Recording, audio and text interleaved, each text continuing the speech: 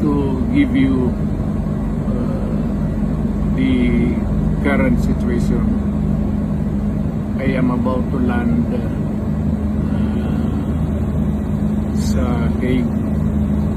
Galing ako Dubai.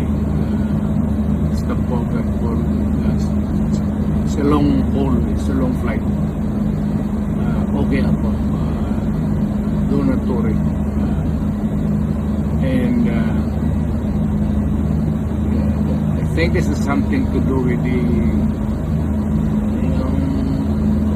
law and order noon.